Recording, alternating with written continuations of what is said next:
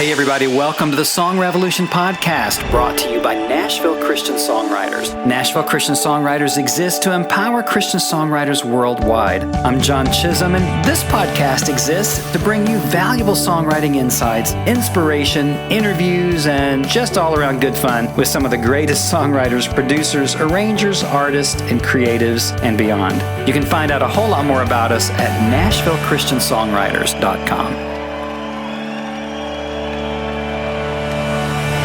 Hey everybody, John Chisum here for the Song Revolution podcast, and we're so glad you've tuned in to this episode because we have the amazing and talented singer-songwriter duo Drakeford, otherwise known as Drake and Lucy-Jayne Lanier from Chattanooga, Tennessee.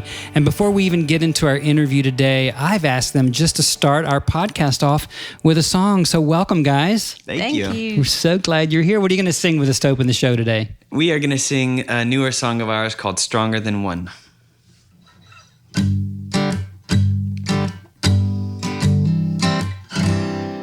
Are you feeling heavy? Do you have a weight on your back that's too hard to carry? The renders you still in your tracks. Well, tell me, are you hurting? Do you have a burden like a chain on your neck? But let me tell you something. You don't have to live like that.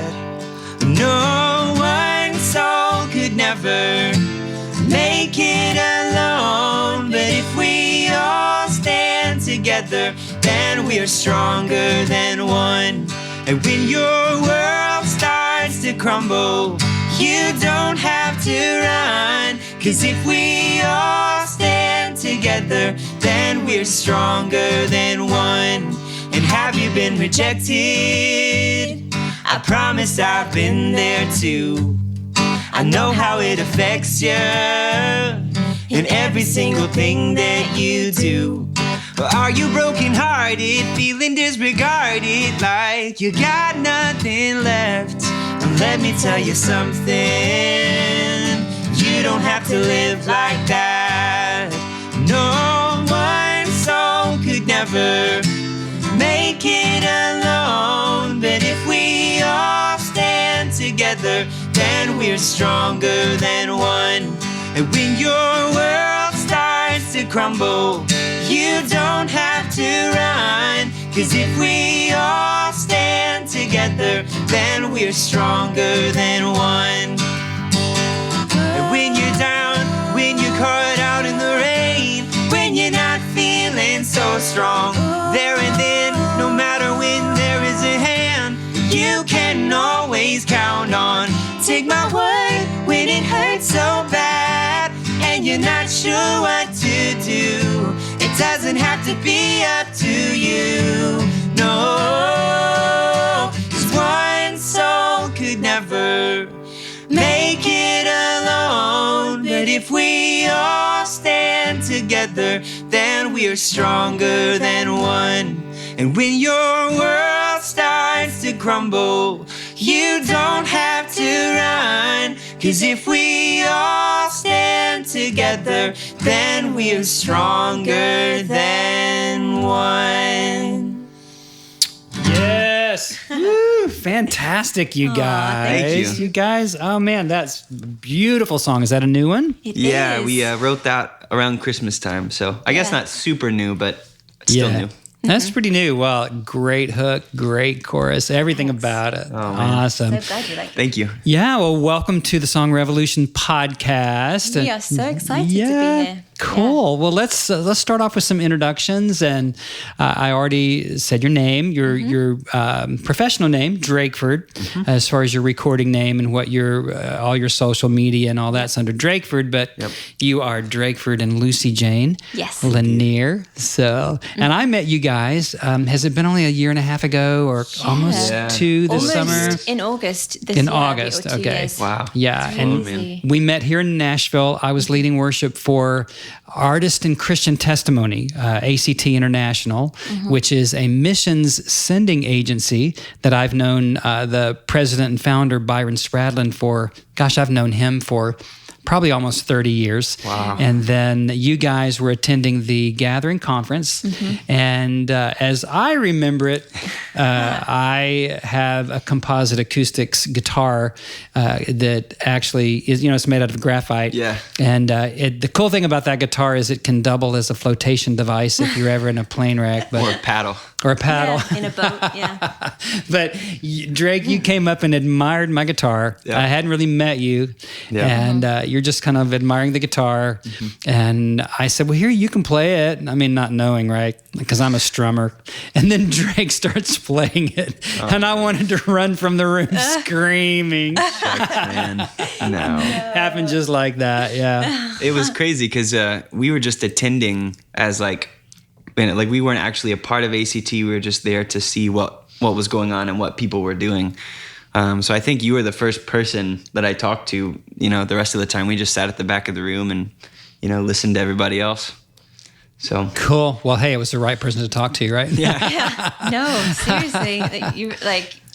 Since that time, just the encouragement and support you've given us is the reason that so many awesome doors and opportunities have opened up for us here in the music industry. So we're so grateful to you. Oh, absolutely. We'll talk more about that maybe in a little while, but because I really want to get into what you're doing with your songs and your ministry. Sure. But let's go back just a little bit because, you guys met actually on the mission field. We did. And so you're newlyweds practically. yeah. Right? Kind of. Tell us. 2 years. Well, tell us in 2 years, 37 for me. So, and we still love each other. So tell us a little bit about that, how you met, what you were doing. Yeah. So we were living, first I was living in a country in the Near East, and Lucy was still in England.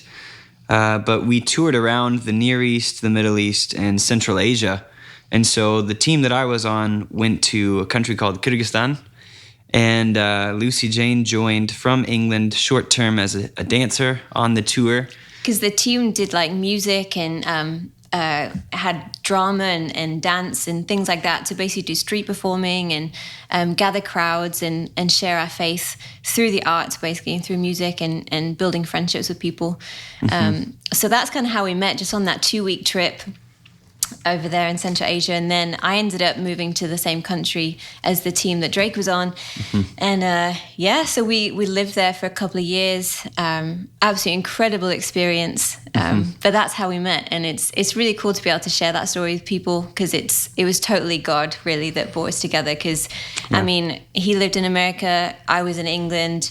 I had also lived in America before. He had lived in England, but we didn't meet in those places. We met the other side of the world, right? And God brought us together. So, and you were doing street evangelism, predominantly. We had shows in proper venues. We even played in an old Soviet palace one time. That was cool. But most of the time, it was on the street, just gathering crowds and then either sharing to the crowd, from the stage, quote unquote stage, or talking with people one-on-one afterwards. So it was a blast. We learned so much, and I wouldn't have traded that experience for anything. Really? Yeah. And so you were really doing actual evangelism, trying to get people to come to Christ through your music. Yeah. Yeah. So you weren't really trying to sell records. No, we didn't even have a record. No, it was just playing music and trying to build relationships. But we would write songs specifically to appeal to people on a busy street corner, trying to grab attention of as many people as we could. And that's actually really benefited us here, because I feel like that's sort of given us the skill to, try and decipher what people want to hear and what's going to grab people's attention. So you do feel like that experience has helped shape your songwriting in some way? Absolutely. Yeah. You learn really fast that people don't, you learn what people don't want to hear when you're trying to get their attention on the street, or you kind of notice things that grab people's attention and certain keys or chord progressions or phrases. Really? But also people really want authenticity as well. And they don't just want to hear you singing a song that just seems kind of shallow or your heart isn't in it, but you want to be singing something that is truly real to who you are and authentic. And so that has helped us too, just to every song we write, to make sure that it's true to us and That's great. authentic and real. Yeah. That's great. Are you still singing any of the songs that you used to do on the street? Yeah, a few actually. Can you give us an example of one? I mean, even if it's just half of it or sure. Or what? Actually, it was before Lucy-Jayne and I got together. I wrote a song called Never Leave or Forsake Us. And I love that song. It's one of my favorites. It's one of our favorites. Yeah, I'll add harmony. I learned that the faster you said words in Turkey or in Kyrgyzstan or in these places, the faster you said words, the more words you fit into a phrase, the more people's attention you caught. So really, yeah, the goal with this song was to say as much as I could in as little time with as much of a meaningful message as I could incorporate. So, is this the one that has the little rap part? Yes. Kind of. Oh, okay, you got to do this whole thing. This the is whole thing, or we can do the second half if you want. I don't know. We're not in a hurry. Okay. I mean, all right, we can do yeah. the I whole mean, if you thing don't if you want. mind, I mean, Yeah, sure. As long as you do the rap part with us. I'll do, well, No. I'll have to say watermelon, It's watermelon. kind of fast. I don't blame you if you don't. Okay, so here's Never Leave or Forsake Us.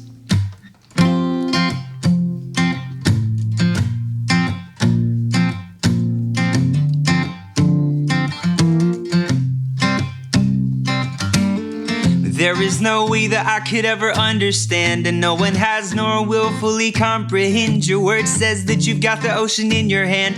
That's a pretty big hand if you ask me. Big enough to hold all of us still, and close enough to know all our individual plans. So in my attempts to become a better man, I think I will just follow you closely, 'cause I can't do this on my own. I am not alone. You promised that you would never leave or forsake us. I've got nowhere else to go. I absolutely know. You promised that you would never leave or forsake us. So I'm reminded of the times that I have been in need, when all I ever really wanted was to succeed. A nice car and a wife and a life of ease. But I believe that there's something far greater, 'cause now I know that my life's got a purpose. I've recognized the lie that I am worthless. So good intentions or with wrong motives, oh heaven knows I depend on my Jesus. 'Cause I can't do this on my own. I am not alone. You promised that you would never leave or forsake us. I've got nowhere else to go. I absolutely know. You promised that you would never leave or forsake us. If someone died and you're grieving, you're giving or you're receiving. If you're alive and you're breathing, then he is worthy of singing. This isn't giving or taking, so please don't get me mistaken. This is about a relation unto the God of creation. I said that I want to tell you that he knows your name. He made all the stars, he knows them the same. So when you start thinking about the things you want to change, just keep in mind this one thing, that we can't do this on our own. But we are not alone. He promised that he would never leave or forsake us. And we've got nowhere else to go. And he wants us all to know. He promised that he would never leave or forsake us. Fantastic. How do you say those words that fast? Oh my goodness. We've sung that song a whole lot. Yeah, a lot of practice. Wow. Well, fantastic. You guys are absolutely amazing. Oh, thank you. And Thank you. so from there, then you're not on the mission field now. You came home because you got married. We did, And yes. yeah, so what's the update? Have you guys decided to stay together? Yes, We yes, have. we kind of like each other. We yeah. came to that Good. All right, go. Okay. conclusion. Yeah. Get that out of the way. All right. So what about missions? Are you going to go back someday or what do you think? You know what's really funny is that we moved back to the States to get married away from the mission field. And we were planning just to spend 1 year in the States, our first year of marriage. And then we were planning to go back overseas. We didn't know where, we didn't know when. We just knew probably about a year's time. And so we moved to Chattanooga, Tennessee. We absolutely love it. We built an incredible community, and we started recording our first album when we were in Chattanooga for that 1 year. And it was incredible how that all came about, just God providing the finances for that, basically. And And so we put our heads down for about 8 or 9 months and put our heart into our first record. And we recorded it and we released it basically 1 year after we'd moved back to the States. And so it was like, okay, like that was what we came here to do. Like, time to go back. Like, God, where do you want us to go? And instead of opening up doors overseas for us to go somewhere and do mission work, he actually started to open up doors for us here in the States to do music full time. Mm-hmm. And so it really took us by surprise, because that's what we weren't expecting that. And actually it all kind of started from when we met you at ACT, and it was kind of from that and just doors opening and relationships being built and opportunities to step out and do music and do concerts and figure that out as a duo. So we kind of still like stepping day to day, just wanting to go where God wants us to go. But it feels like this is kind of what he's called us to right now. Wow, that's beautiful. And, back to the day that I met you guys, a little bit more to that story is that Drake started playing my guitar, and my choice was to run screaming, seriously, because I was so intimidated because he's so great, or to go, oh my gosh, this is somebody that I want to know. This is somebody who's extremely talented and has chops. And so then he introduced me to you, Lucy-Jayne, and you guys wound up leading worship with me there. Yes. And I asked you to play a couple of your songs, and it was a small gathering. I think there were 100 or so there, and you received a standing ovation. I mean, I don't know it was if so that surreal. Yeah. I felt like a proud papa or something. It's like, I found them. Give me credit. It was so overwhelming. It's just amazing. Well, you have this magnetism about you, and I hope the people that just saw Facebook Live or even listening to the podcast can even hear it in your voices and in your playing, and the things you're saying are just magnetic and powerful. But there is a spiritual power in your lives, and you know that. I'm not telling you something you don't know, but one of the great criticisms that people have about the music business, is that it's shallow, that it's trite, that nobody's writing anything deep or worthy, and that it's just a machine. And, maybe some of that is true. And we all kind of admit that the music industry itself has has gotten smaller as technology has come on and all that. But the reason we call this the Song Revolution podcast is because we want to help bring greater exposure to people such as yourselves who are doing such a great job. So catch us up a little bit. We met that day. You got a standing O. We formed a friendship.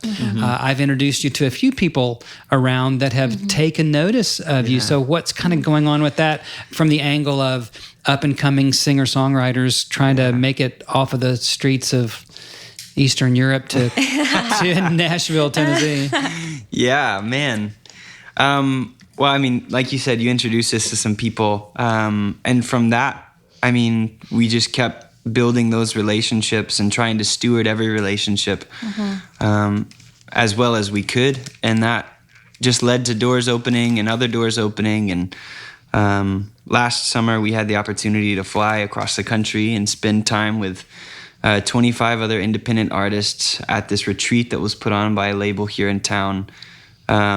And they just really invested in us with zero amount of return, taught us the business side of things, and really encouraged us to step out and to sing what we believed in. And so it was after that trip last summer that Lucy-Jayne and I came back, and we decided, you know what, it's time to, step into this full time. We've been given the go-ahead from the Lord to step into music and to do this. And then we had the encouragement of you and people here in Nashville and around the Southeast to do it. So prayed about it lots, and then we stepped into it. And now it's been almost a year of just continuing those relationships, trying to network as much as we can with different writers and artists, and trying to learn better how to co-write with each other and other artists as well. Learn from other people. And we are probably the least experienced and the least established artists to be doing this and like stepping into doing it full time, but we've just been blown away by the support from people and the encouragement to keep going and not give up. Because believe me, there have been many times over this last year that we've wanted to give up because it is so hard, and it's just us doing it. We don't have any help, booking agent or whatever. At this point in time, At this point, it's just us, and so. It's been really hard. It's not easy, but we're passionate about it, and we believe that God's given us something important to say, and we do want to, in whatever way that is, we want to help to bring authenticity and depth and into songs, into lyrics, and whatever form that takes, whatever that looks like. So we're just kind of traveling along this path and seeing what happens, and trying to be flexible and open and. Yeah, I mean, we're literally playing any stage that that opens up as an opportunity. I mean, of course, we reach out to lots of venues, and that's just the game when you're booking your own shows. But just in this past 2 months, we've played on stages in coffee shops, in bars, in churches, universities, restaurants, hat shops. I love the hat. Yes, he's wearing one of the hats right now. Well, let's go back to just a couple of things, okay? Yes. And I want to make sure I ask you these things. So you have a whole business side that you're trying to figure out and manage along with the artistic side, right? Yep. But before we get to that, and I do want to get to that, and then I want to get into your songwriting process because obviously you're unique, you have a message, and you're packaging that in a very wonderful and unique way. So the first question is really, what is your message? Do you have a central core message that you hope comes through in your songs? Central core message. I mean, I think it just kind of comes through subconsciously. I mean, you can probably have picked it up when Lucy-Jayne talks. She talks a lot about authenticity, and that is a big part of our songwriting process, is that we never want to write anything that we wouldn't say to somebody in a conversation. And just like the Bible says, don't let anything pass through your lips that isn't beneficial for the encouragement and the esteeming of other people. So we try to filter everything that we want to say, whether it's about this topic or that topic, through that authenticity, and just, using the word as kind of a filter to, say what we feel is in our hearts. Yeah. So authenticity about a relationship with Christ, because you're a street evangelist, so that's got to be still very important to you, the relationship, an authentic relationship with Christ. Yeah, relationship with Christ, but also relationship with each other as a married couple, but also relationship with people around us, just loving one another. And we want to be able to go into bars and sing about, things as well, and just be open to lots of different, I don't know, how would you say it? Like being able to go into universities and bars and churches and be able to sing about love and be able to make it relatable, and whatever venue we're playing in, you know, and just be open about who we are, and what we believe in, and not hold that back. But at the same time, not say things that, instantly drop the walls in the minds of people who aren't on the same page as us. So we want to be accessible. We want to be able to make people think in a way that they wouldn't have thought, if they weren't sitting in that situation, listening to what we were saying. So not necessarily overtly Christian, or... That's the thing. I mean, we kind of... It's a bit of everything. Yeah, we're kind of in both worlds. I mean, we love writing songs that are very overtly, meant for the encouragement of the body of believers within the church.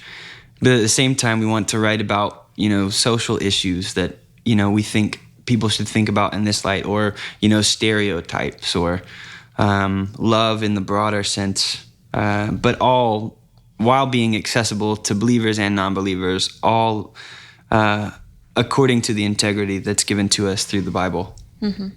Okay, very cool. So as far as the business, back to that for a moment before we get into songwriting process, you as independent artists are really working hard to build a platform. Yes. And what does that look like for you? Looks like a lot of long hours. Yeah. A lot of things that we don't have natural giftings in. Yeah. We're not very administrative, or I don't know. We aim more on the lean more on the creative side, and so trying to fix our brains on the whole business side has been a real learning curve for us this year. But I mean, it really helps to have the encouragement of people like you and other people in our lives, yeah, that give us tips about newsletters and, getting people on our mailing list and having enough merchandise, varied so that people are always interested, and keeping receipts. Yes. And Receipts. Receipts. Like all these things, it's like we wouldn't naturally think of to do. And it's like, okay, this is a real business now, and we need to figure out what that looks like. Right. So. What do you think's been your number one challenge in building an audience? I would say booking shows. I don't know if you would say differently, Lucy-Jayne. But it's kind of hard if you're starting without anything. You kind of don't have credibility with venues or with people, listeners. And so you need to get venues to get in front of people, but you need to have people on your team already to get into venues. And so there was a while there where we would email like 600 people and hear back from 25. And we'd book a small tour just around that. And then slowly, people start to like your Facebook, and just because you're in front of little by little. And now it's getting a little bit easier because more people have started to follow us, and venues are starting to let us play more quickly than when they did at first. But I would say booking shows was probably the most challenging part at first. And I think being consistent too. I think that is a huge part. Being consistent in sending out those emails and being on social media and all these things, because it can, you can have 3 or 4 days where you're doing really well and you're emailing those people and you're planning loads of things out, and then you have 5 days where you aren't as consistent, and you see a drop in shows and things like that, and it's just like, man, you just got to be consistent and just keep doing it. And right, even when you don't get any replies from anybody, you just got to keep sending those emails. So what's a typical response after you do a show? Really, really positive. It's been very encouraging this last year. I mean, I really love conversations with people afterwards, because that's really where you can see whether what you're doing is, pointless or beneficial. worthwhile. You can see songs, touching people in a certain way. And if you don't get replies on certain songs over a period of time, well, maybe that song isn't the best one to be playing in these types of environments. So, in the conversations with people afterwards is where I find, most of my encouragement. Connecting with people. Do you have a favorite venue? Like a specific or like a general? Yeah, the type more than... And you could give me a specific if there's a specific venue you like. There's a few. I mean, we love house shows, like house concerts, because again, that's the whole intimate, getting to connect with people and talk with people afterwards. And, you've got like 10 or 15 people in a room, like you really get to... share more stories, I feel like, and all of our songs, most of them have a really cool story behind it, or it's a real life experience, and so we love sharing those. But another one recently that we've discovered that we love is universities. We love universities and colleges and stuff like that. Where have you played? We played at Bryan College, which is in Tennessee. We've played at LeTourneau University in Texas. We're going back to LeTourneau this year in October. We played at Nebraska Christian College. Right. Nebraska Christian College. Give a shout out to John Chilcote. John Chilcote. That was awesome. And we're going back there. And we're also going to Berry College as well in the autumn. So great. Well, you guys need to be in a whole lot more than those. We got to get you in We'd love to take as many universities. 200 universities next year, the big tour. That's great. If you're listening and you work at a university, you should contact us. Yes, you should. Yes, you should. And at the end of the show, we're going to give out all of your social contact information. Sweet. So perfect. So we're hoping this will lead to some great opportunities for you guys, because you're totally got it. You're totally worth it. Oh, man. So do you find yourself in conversations with people who are totally anti-God, anti-Christian, anti-Jesus, and you feel like your music has opened them up at all? Yeah, well, just an example. We played at a coffee shop / bar in Texas called Opening Bell last month when we ran through a few shows in Texas. And a lady came up to us afterwards. It was kind of a small show, maybe 30, 35 people there. Yeah. And she comes up, she says, "Hi, my name is such and such." I think it was Jess. And she said, I just wanted you to know, I can tell from your lyrics, that you have some kind of faith and that you guys are Christians. I am not like religious at all. I don't have any kind of faith. I'm an atheist. But she told me this story about how a few years back there was a certain Christian artist that her friend was related to, and she would listen to him, and she would just feel something come over her that she had never felt in any other circumstance. And she said she lost that CD and hasn't been listening to it since. And then she came to hear us in this coffee shop, and she said, I just wanted to let you know that I'm sitting in the back, me, not this like non-religious person, and I just had tears come to my eyes, and I was, overwhelmed with this feeling that I haven't felt since I listened to that old CD from the old Christian artist that I used to listen to. Wow. Yeah. And that was that's exactly why we do what we do, because that, although she doesn't know what she's describing, we know that that's the presence of God brought through us just being obedient to what he's called us to. Mm-hmm. And so it's times like that make it totally worth it. Wow, that's a great story. I'm sure there are many more that you don't even know about. You've probably rippled some lives that you won't know till you get to be with the Lord. Well, so you guys have just been hanging out in Nashville for the last year and a half or so.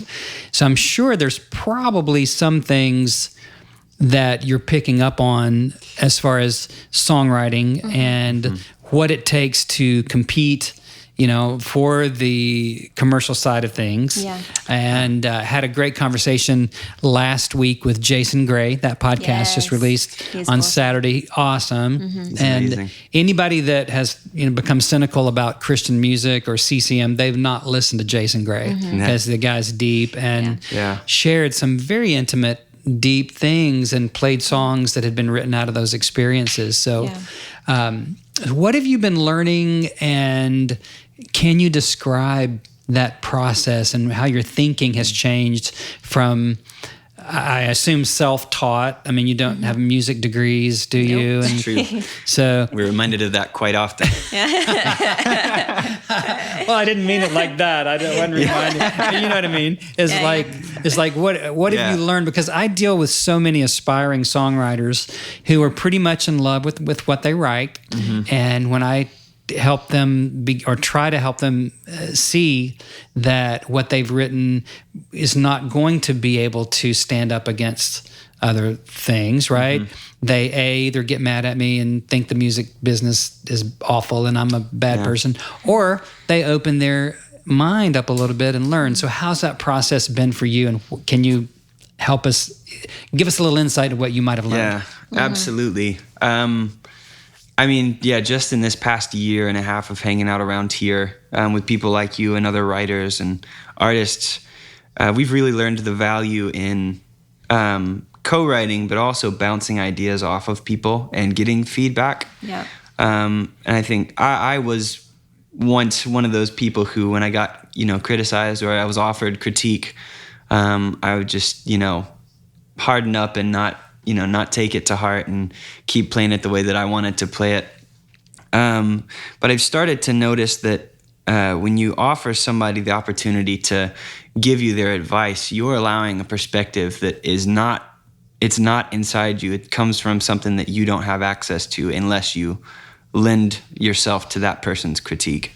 And in doing so, the more people that you have, that you trust around you to start, giving you advice and tips and pointers, the more appealing your stuff is going to be to more people. Because maybe I can write a song that reaches 10 people if I write it my way, but that's the 10 people that listen to the exact kind of music that I listen to and that I write. But if I take advice from you and this guy and, my wife who's got a great pop sensibility, then that group of 10 people expands to like 30 or 40 people because I've taken the advice of people that I can't get without getting it from them. Yeah. It's good. Just keeping it with an open hand, I think, is totally important. Yeah. That's it. And co-writing as well. I used to never, the only person that I ever co-wrote with was Lucy-Jayne.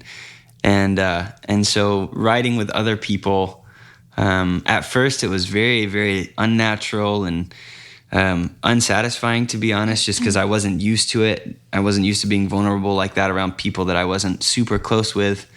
But we've sort of opened up and seen just how beneficial it can be when you get two minds and two hearts that have let their guards down, point in the same direction. It's just, I mean, just like the effect that I mentioned earlier, just you get more of a reach and you appeal to more people and you relate with more people. And I think it's still hard, the co-writing. I don't know if it'll ever be like a feeling completely natural to do that. But it's kind of stepping out and putting yourself in that situation of vulnerability and that you know. But then again, sometimes there are songs I feel like you have to write by yourself because you are the only one that experienced something like that you want to, you know, tell people. So I think every song is different, but I do think that there's a huge importance in co-writing. So, right, yeah, very cool. Well, any lessons you've learned as far as the commerciality? I mean, any specific thing, like how to write a chorus, or, you know, getting over the second verse curse, you know? yeah. Anything that's like a that? real thing. Yeah, I feel like we're still learning that. Oh, totally. I mean, I'll do a really simple phone demo and send it to, you know, one of my publisher friends, and 9 times out of 10 he comes back saying, "Yeah, I really love the idea, but, you know, this word, like this phrasing, you know, that's not really commercial. Like that wouldn't appeal to the listener." And at first I would get like, you know, defensive, but I'm starting to realize that, I mean, there's a lot of wisdom in people who have made this their career. And it would be really foolish of me to take that back and say, I'm going to keep this song, stick it in my back pocket. You know? Yeah. So we're still in the learning process, but we're taking back this advice that we're getting from people and really trying to put it into play. And we'll let you know how it turns out when we get there one day. Yeah. Oh. It's important to find that commercialness. Is that what you say? Commerciality, whatever the word is. But also keeping it true to who you are and not making it sound like someone completely different, you know, because you have your own unique sound. So it's important to keep that as well. Right. So. Right. Yeah. Very cool. Well, maybe we need another song, and then I'll think of more questions.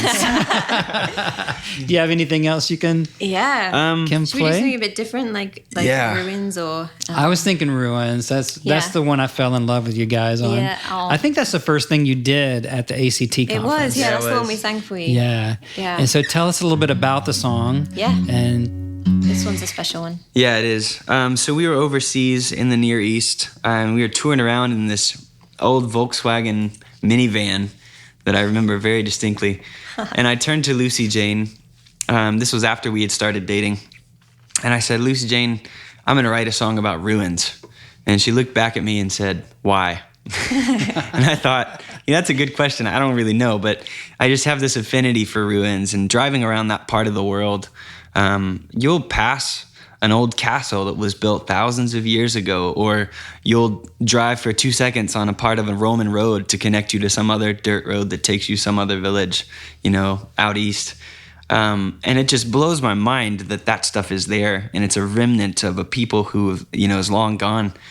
And so I just liked it, and I was going to write a song about it. But it wasn't until I started actually diving into the writing of this song that I realized just how much we have in common with ruins, in the sense that we were built to be so much more than we often feel. You know, like that Roman castle or hill fort was built to be a long-standing memorial of Rome's strength, or, you know, this mausoleum was built for this purpose, and it was supposed to be sort of an everlasting monument to a people group that wasn't going to end.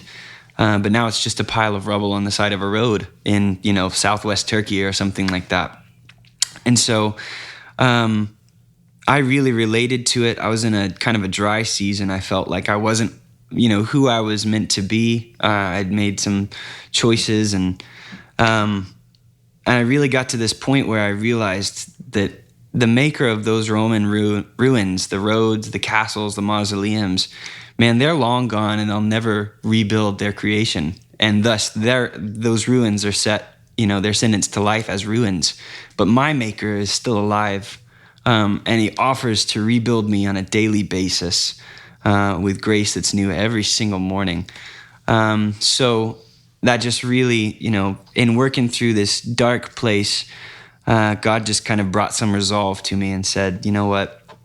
You were meant to be a city on a hill. Let me rebuild you into that. And it's through Jesus. So that's what this song is about. Sorry, that was a little bit long-winded. But No, it's great. Great setup. All right.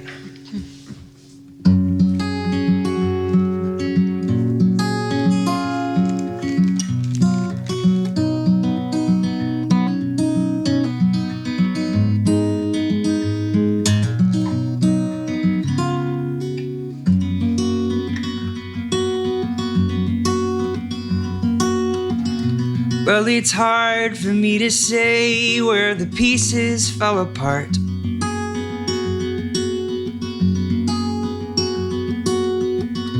Long before, but I'm sure that I was tattered from the start.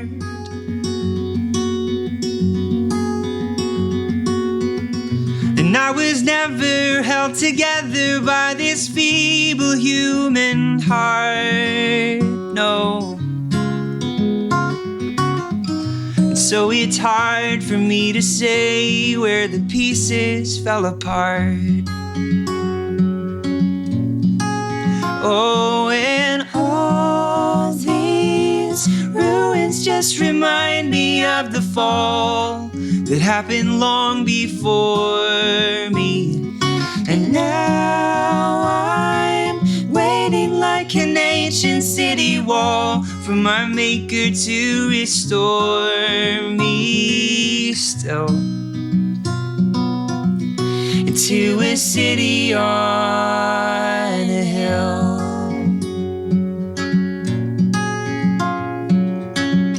And as a child I understood, but it was only from afar.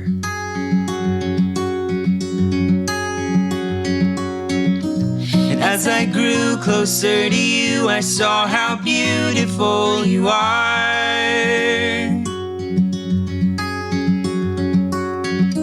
And I was scared to let you down or disappoint you from the start, Lord. Because it's hard for me to say where the pieces fell apart. Oh, and all these ruins just remind me of the fall that happened long before me. And now I'm waiting like an ancient city wall for my Maker to restore me still into a city on a hill. You saw us lift our hands up to the sky.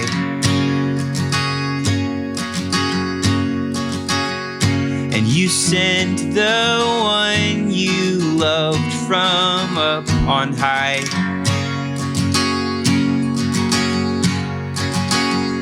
And for our sins and with our shame, we nailed him there to die. Oh, but he rose again to bring us back to life. Yeah.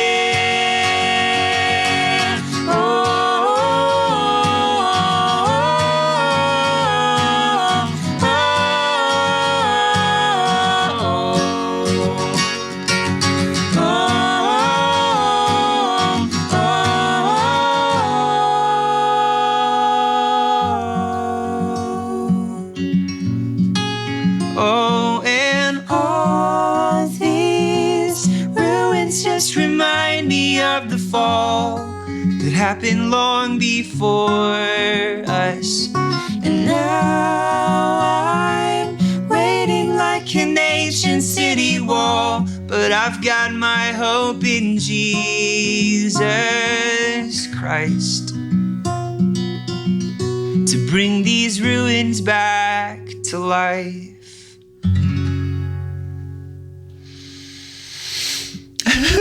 I love that song. I love that song. Love that song. Oh man, thank you. Thank you. Sheesh. Now, I deal with a lot of writers, as you know, and to get writers to bring imagery and metaphor into a song in a way that is inventive, ingenuous, and yet relatable. It's not just weird. You know what I mean? You've done it. You know, you're just such a great example of that. So all of you songwriters out there listening, you take a clue here from these guys, because that's you feel it, you sense it. It's emotional, it's theological. It has so many deep elements that you can talk about and pick that song apart, and it's singable. You know. It's great. This is great, you know. Oh, thanks, man. So, I mean, those are all the elements that I try to teach people, you know, to use in their songwriting, and you're doing it, and people are paying attention and becoming engaged with the gospel and with themselves, and so that's so cool. I don't even know what else to ask you guys. I'm fawning over you. I'm like loving you, as I always do. I've been a total gusher over you guys ever since we met. Goodness. You think that old guy is so weird because We have never thought that. No. We love you too, Thank John. you. Yeah, There's a lot of love in this room right is. now, but no, just there's just a magic about what you do, an anointing for the Pentecostals among us. You know, there's just a sweetness and just a vibe that is so current and engaging. And you're young, so you know you're kind of right in that, you know, 20-ish, 30-ish. Are you not even 30 yet? No. Not yet. No, see, I didn't think Really? so. But, you know, you're kind of in that 20-something singer-songwriter world, playing the clubs and the bars and the coffee shops and stuff. And, you know, we're going to be watching you guys. We're going to be keeping our eyes open. And I really pray that this podcast opens some invitations for you, because you are worth it. You are so thanks, worthy. And I believe, you know, that we're praying with you, believing God's going to open some more doors. Take us a year in the future. Let's zoom out a year. What's life look like for you guys? Well, we're man. actually starting to work on our second album now. We've just started that process in the last couple of months. So, Awesome. So that's exciting. So hopefully this time next year that will be released, and we'll have that second album done. Okay, and it's going to be an independent release at this point, at least. At this point, yeah. Okay, At this point. but you're Yep. co-writing with people, and Yep, co-writing with people. We've got a great producer friend named Riley Friesen who's helping us. Who is incredible. Absolutely incredible. it's here in Nashville. He Yeah. is in Nashville. Yeah, he's an awesome producer. So we're excited to work with him. Cool. What's he done? Anything that our listeners would recognize? I hope he doesn't mind us name dropping. No, I hope not. But I mean, he's I worked asked. with he's worked with some of my favorite bands. So when I first met him, I was had to like stop myself from fangirling a little bit, because I was like, oh my goodness. But yeah, he's become just a really good friend now. But he's done some producing for Family Force 5, Group 1 Crew. And writes with lots of people He as writes well. with so many Okay. people. Yeah, he's had his hand on a lot of awesome songs out. So we're Yeah. just thrilled to be able to work with him. So Great. Yeah. So an album, a new CD, and your first one is Anchors Away. yes. And it's available on iTunes. Yeah, on Yeah. iTunes, Spotify, Amazon, everywhere, I think. Out of the trunk of our car. Out of the Yeah, trunk, yeah. Out of the trunk.com. We should get that if it's not already Yeah. taken. Yeah, right. Cool. So touring, more universities, just continuing to refine. Yeah, yeah. Who We're you actually we're heading to England this summer. Obviously, I'm from England. If you couldn't tell already. Obviously. Yes, obviously. Yes. Obviously, yes. I'm Tally-ho. from England. But we're heading to England this summer, and we're going to be playing a Christian festival out there, which we're really looking forward to. It's called Big Church Day Out, and it's a pretty big festival, and some of our favorite musicians will be there too. And so we're excited to have that opportunity, and that will be end of May, beginning of June. Yeah. So we'll be there for that. And just some more tours that we're booking around some other states and Texas. And Okay. Keeping up with receipts. Keeping up with Keeping it- receipts. Yeah. Building the mailing list Building and all the the mailing social list. media. Yeah. Very cool. So Cool. yeah. Well, that's it. do you have any, as we kind of bring this to a close, and we will share out all your social in a moment, do you have any words for the people that are listening? Because we are reaching out to empower Christian songwriters worldwide. Yeah. And so any thoughts from where you are in your journey that you might want to share with them? Yeah, I mean, I think you might want to say something different. My version would be take advice from people and learn from as many people as you can. But, once again, just stay true to who you are. There's a lot of music out there. The world's already got a lot of noise, so you don't want to just become another person contributing more noise that sounds like the other noise. Just use the platform that you have, however big or small that may be, the connections that you have, the community that you have, to use your ability to communicate something that's going to be beneficial to your little group around you, or your following, or your people. So be meaningful. Yeah, no, I totally agree with that. And I think also to not be scared to play your songs for people, to share your songs. Don't just hold your songs to yourself. I mean, I've done that for so many years. I'm just too scared to let other people see stuff that I've written or that I've created, and you're not going to learn or grow by doing that. So step out and share your songs, even if you feel completely vulnerable, but just be willing to listen to advice as well. So, yeah, totally. But don't let fear stop you. Just do it if that's your dream, your passion, and go for it. It's very cool. Well, thank you guys so much. Next time when you're in town, we'll have you back on the show again and maybe dig into some other questions. There's so many. I mean, the songwriting thing is endless, right? I mean, we could have been asking questions like, do you get the hooks first or the music first? All those kinds of things that people ask. But Coffee first. Coffee first. There you go. Coffee and prayer first, and then go into it. So we'll get to those things next time. Yeah. But in the meantime, Anchors Away is available on iTunes and Spotify and all of those typical places you can get that. How can people get in touch with you if they were interested in a concert or even just learning more about your ministry? Tell us your social stuff. We have a website. You can also order the album online there, but you can get in touch with us on the website. It's www.drakefordmusic.com. And then Facebook, Drakeford Music, you'll be able to find us on there. YouTube, same, Drakeford Music. Instagram, Drakeford_music. Yeah, Twitter as well. Yeah, so I think that's probably the best way to get a hold of us. And you can reach out to us on any of those platforms, and we're pretty good about getting back to you within a day or two. So great, very cool. Well, I've seen some of your videos on YouTube, and I love them. Oh, thank you. We have some new ones coming out soon. Do you? Yes. Great. Yes. Great. Well, do you want to close out a little bit with? I know you've sung a lot of songs today, but they're so amazing. Helping people hear the beauty of what you do. Do you want to do your Chattanooga song, or do you want to do something different? I was just in the Chattanooga area a few weeks ago, and it's so beautiful. It is beautiful. And I got tear up. I'm not even from Chattanooga, and I've hardly been there, but I tear up. Do you want to do that one, or do you want to do something else? Yeah, We sure. do Chattanooga. A little shout out to Chattanooga Absolutely. to some dear friends over there. Yes.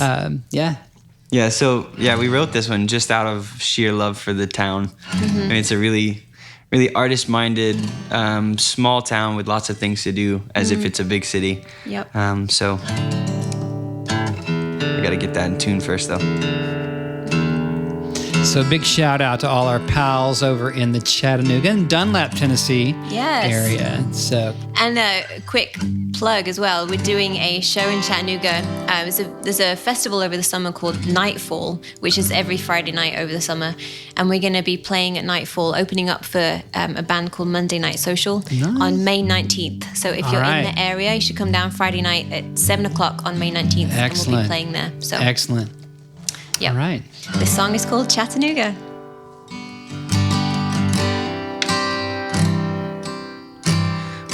I can see you moving like the wind in the trees, carving through the mountains like a river to the sea, whispering my name from the hills of Tennessee.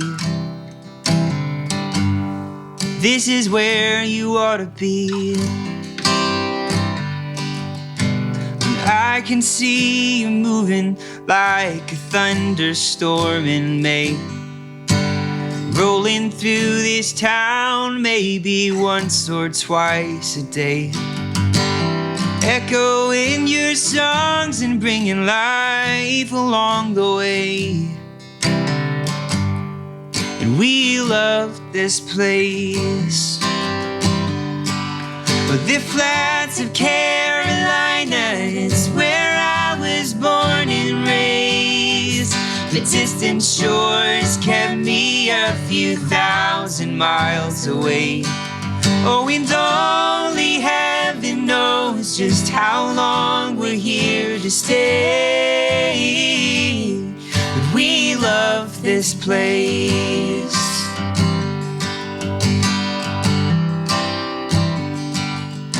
And I can see it clearly in the bright November trees that set the hills ablaze with their red and golden leaves.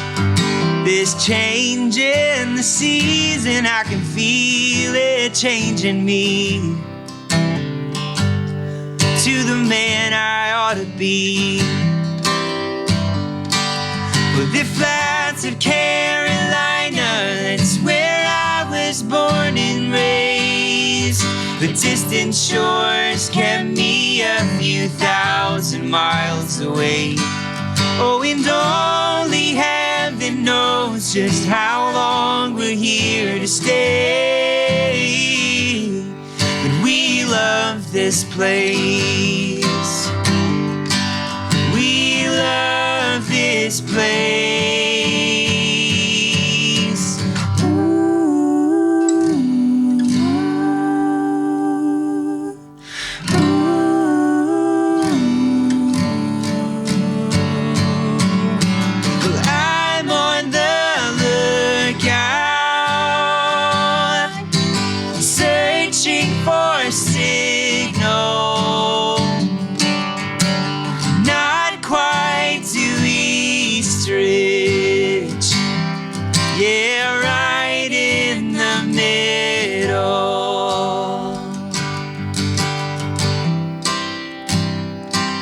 From the ridge on 24 to the bridge on Walnut Street, from North Shore to the terminal where Main and Market meet. You brought us here, and from now on it's where our hearts will be. Chattanooga, Tennessee.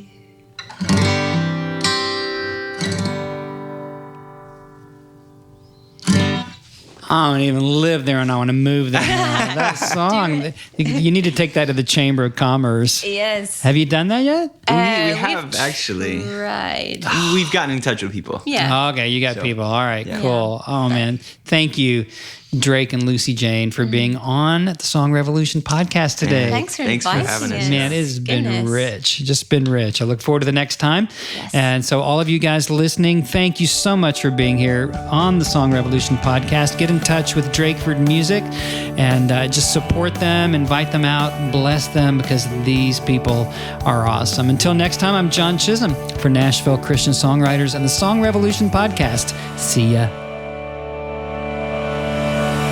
Thanks for being here today for the Song Revolution podcast from Nashville Christian Songwriters. We exist to empower you and to bring you some of the greatest inspiration, insights, and important people from the Christian music world to help you write your best and to be heard as the songwriter that you were born to be.